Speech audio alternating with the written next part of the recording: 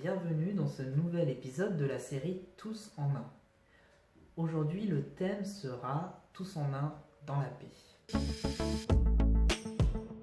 Au commencement, lorsque Dieu créa le monde, tout était en paix et les hommes étaient en paix avec Dieu.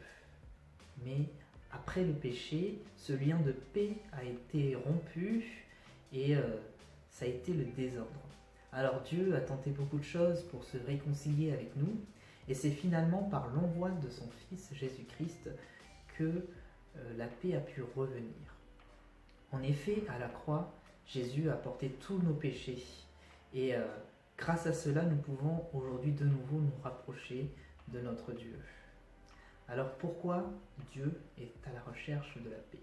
C'est ce qui est écrit en 1 Corinthiens chapitre 14 verset 33. Car Dieu n'est pas un Dieu de désordre, mais de paix. Dieu est à la recherche de la paix et nous donne sa paix. Et Jésus aussi a laissé sa paix à ses disciples. Ça, c'est visible dans Jean, chapitre 14, versets 26 et 27, où il est écrit « Mais le défenseur, l'Esprit Saint, que le Père enverra en mon nom, vous enseignera toutes choses et vous rappellera tout ce que je vous ai dit. Je vous laisse la paix. Je vous donne ma paix.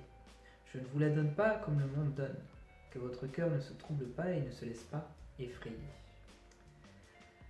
Les disciples étaient inquiets parce que Jésus allait repartir auprès du Père. Alors Jésus a voulu les rassurer en leur laissant sa paix et en leur promettant l'envoi du Saint-Esprit.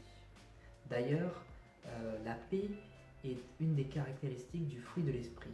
C'est ce qu'on peut voir dans Galates, chapitre 5, verset 22. Mais le fruit de l'esprit, c'est l'amour, la joie, la paix, la patience, la bonté, la bienveillance, la foi, la douceur, la maîtrise de soi. Alors pourquoi Jésus nous laisse sa paix aujourd'hui ?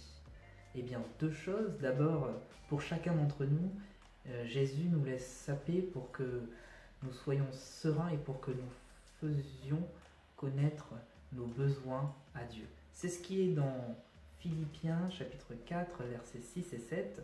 Ne vous inquiétez de rien, mais en toute chose faites connaître vos besoins à Dieu par des prières et des supplications dans une attitude de reconnaissance. Et la paix de Dieu qui dépasse tout ce que l'on peut comprendre gardera votre cœur et vos pensées en Jésus-Christ. Peut-être qu'en ce moment, avec la crise sanitaire, on est un peu inquiet, soucieux de notre avenir, des études, du travail, peut-être même de notre santé. Mais voilà ce que Dieu nous dit aujourd'hui. Remettons toutes choses entre ses mains dans nos prières et sa paix gardera nos cœurs et nos pensées en Jésus-Christ. Deuxième chose que la paix peut nous apporter, c'est dans nos relations les uns avec les autres. Dieu nous appelle à être en communion et à vivre en paix les uns avec les autres. C'est ce qui est écrit dans Éphésiens chapitre 2 versets 16 et 17. Il a voulu les réconcilier l'un et l'autre avec Dieu en les réunissant dans un seul corps au moyen de la croix, en détruisant par elle la haine. Il est venu annoncer la paix à vous qui étiez loin et à ceux qui étaient près. À cette époque-là, il y avait une petite distinction entre les juifs et les non-juifs. Mais voici ce que l'apôtre Paul a dit, c'est que par la croix, l'un et l'autre ne forment plus qu'un seul corps en Jésus-Christ. Il n'y a donc plus de distinction entre les hommes, mais un seul corps en Christ. Voilà ce à quoi Dieu nous appelle aussi à être en communion les uns avec les autres. Et cette communion doit servir à notre encouragement mutuel et à ce qu'on s'édifie les uns les autres. C'est ce qui est écrit dans 2 Corinthiens chapitre 13 verset 11. Pour le reste, frères et sœurs, soyez dans la joie, travaillez à vous perfectionner, encouragez-vous, vivez en plein accord dans la paix, et le Dieu d'amour et de paix sera avec vous. Amen.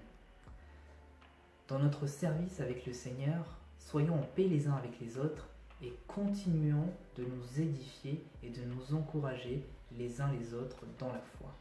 Voilà ce que je peux vous souhaiter pour cette année 2021. Que la paix de Dieu soit avec vous, qu'elle règne dans vos pensées et dans vos cœurs, et qu'elle vous serve à vous édifier les uns les autres. À Dieu seul soit la gloire, et à la semaine prochaine pour un nouvel épisode de Tous en un.